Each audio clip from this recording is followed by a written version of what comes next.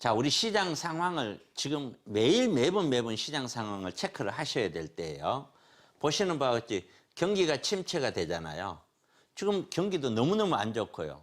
앞으로 더 안 좋다 그렇고, 미국은 뭐 3천 몇백 개 기업들이 부도가 난다고 그러고요. 지금 어떤 상황인지 몰라요. 진짜 깜깜한 암흑 속으로 들어간다고 해도 과언이 아니에요. 그런 상황이 되면은 경기를 살리기 위해서 돈을 풀어야 되니까 금리를 내려야 되고, 장기 채권을 매입을 하면서 돈이 풀려나가야 돼요. 그래서 돈이 풀려나가면서 유동성이 확대가 되면은 자산 가격, 부동산이든 뭐든 자산 가격은 또 거꾸로 올라갈 수 있어요. 올라가게 되면 또 정부 입장에서는 강력한 규제책이 나오고, 그리고 정부가 주도하는 위주의 공급 대책이 나오게끔 돼 있는 것이 일반적인 순서예요. 근데 유동성 확대를 해서 돈을 풀어서 만약에 경기 회복에 실패를 하면은 그때는 또다시 돈을 더 많이 풀어요. 더 많은 유동성을 풀죠. 헬리콥터 머니라 그래서 재난지원금 해서 여러분 가정마다 돈을 다 줬죠. 공짜로. 바로 그런 것을 헬리콥터 머니라 하는데, 그렇게 돈은 많이 풀어요. 그래서 사람들은 돈이 많이 풀리니까 무조건 올라간다 이렇게 얘기하는 거예요.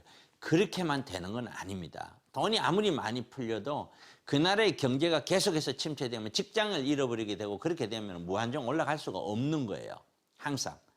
거기에 정부 정책은 어쨌든 가만히 있을 수 없으니까 강력하게 나올 수밖에 없고요. 그래서 이런 정책이 나오면은 일단 정책이 나오고 난 뒤에 상황이 어떤지 좀 지켜볼 필요가 있는 거예요.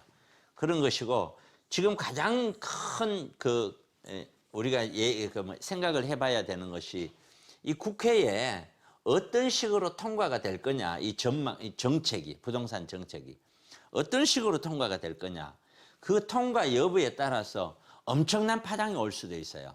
아까 제가 말씀드렸듯이 임대차 3법 통과라든가, 그 다음에 임차인들에 대한 어떤 보장 제도라든가, 거기에 양도소득세, 지금 보면은 강남에 20억짜리 하나를 정도로 갖고 있다 하면은 재산세와 종부세를 다 합쳐서 1년에 한 300~400만 원, 이 정도 선을 크게 넘어가지가 않아요.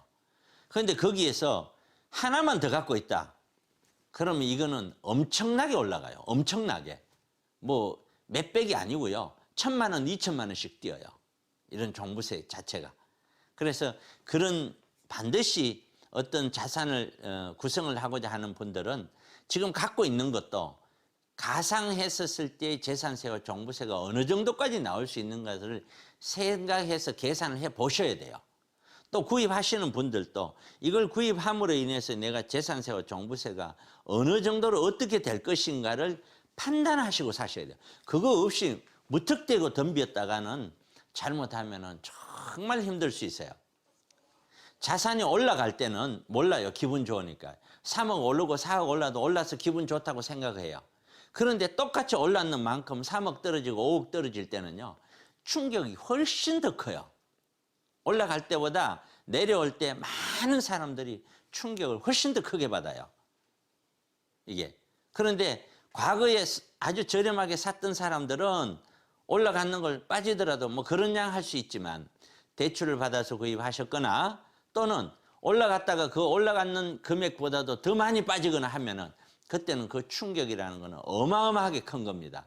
그래서 지금은 함부로 움직일 때가 아니에요. 절대로 아파트는 함부로 움직일 때가 아니고 꼭 해야 되는 거, 노후를 준비해야 되는 거, 그런 것만 하시지 절대로 움직이지 말았으면 좋겠다 하는 것까지 오늘 말씀을 드리도록 하겠습니다. 그래서 제가 세미나를 매번 하는데, 저는 토요일, 일요일 날은 제가 합니다. 세미나. 물론 너무 많은 분들이 예약을 해주고 계시지만은 양해를 해주시기 바랍니다. 약 10분에서 15분만 접수를 받아서 제가 초이스를 해서 할 거고요. 평일날, 수요일은 김남현 팀장이 합니다. 오시면은 정책 및 기타 제반 전체를 다룰 거예요. 많은 분들께서 일단 접수를 부탁드리겠습니다.